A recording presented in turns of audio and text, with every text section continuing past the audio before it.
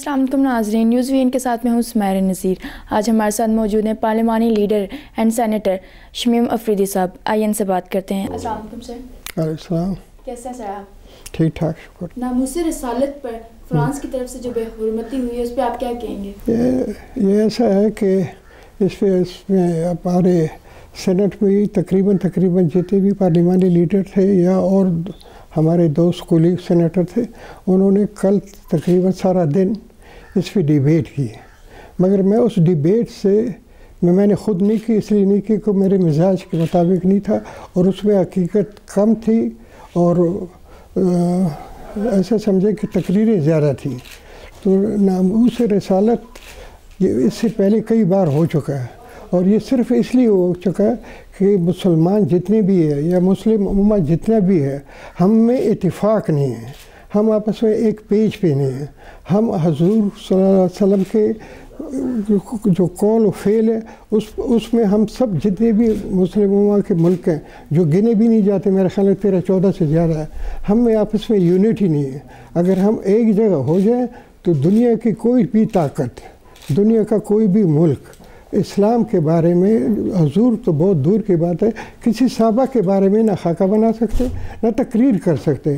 یہ کمزوری ساری ہماری ہے، ہم اپنی کمزوری تسلیم نہیں کرتے، تقریریں کرتے ہیں، جوش جذبہ پیدا کرتے ہیں، اس کے بعد جیسے غبارے سے ہوا نکل جاتی اسی طرح پورے عالم اسلام سے ہوا نکل جاتی۔ عوام کا تو اس میں مسئلہ تو اپوزیشن کا اور گورنمنٹ کا ہے۔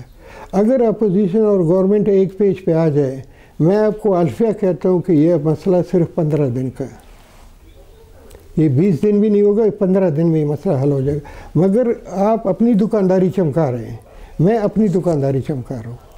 میں اپنا پرانا کلپ کسی نے میں نے دیکھا، ننا اور وہ الف نون والے، ان کا آج اس میں موبائل میں ہے، پرانے زمانے کی بات کر رہا ہے کہ یہ وہ نہیں مل رہی ہے، چینی نہیں مل رہی ہے، تو اس نے کہا یہ چینی تو انہوں نے گوداموں میں رکھ دی۔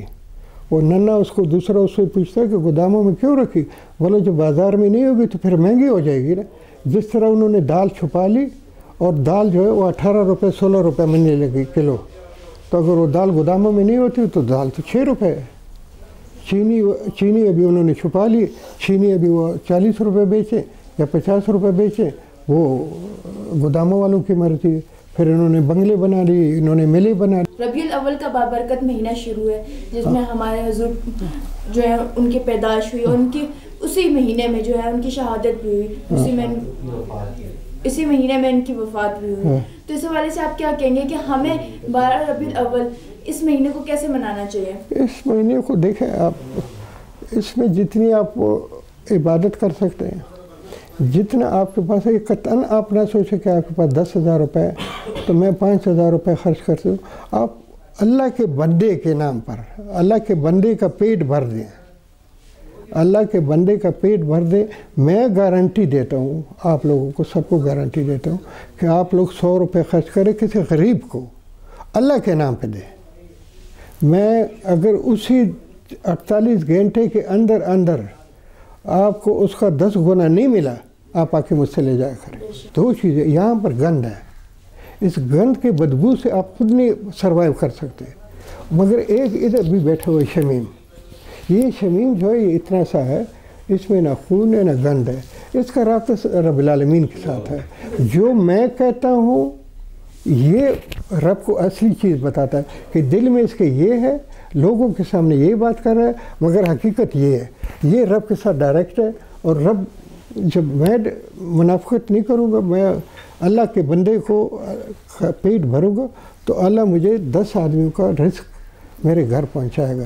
میں طالبانوں کے اس میں میرا سارا بدن چھلنی ہے، پورا کا پورا بدن آپ کو دکھا سکتا ہوں، پورا چھلنی ہے، مگر رب نے مجھے بچایا، کس مقصد کے لیے بچایا مجھے علم نہیں ہے اس کا، مگر اتنی گولیاں لگنے سے کوئی بچتا نہیں ہے، مگر میں بچا ہوں اور اس سیٹ پہ بیٹھا ہوں۔ سر ہم لوگ خوش قسمت ہیں کہ ہم یہاں آزاد ایک ملک میں بیٹھ کے میلاد نبی صلی اللہ علیہ وسلم منا رہے ہیں، لیکن ہمارے وہ بھائی، ہماری وہ بہنیں، ہماری مائیں اس وقت کشمیر میں بھارت کے شکنجے میں، بھارت کے انڈر ہیں، ان کے لیے آپ کیا پیغام دینا چاہیں گے؟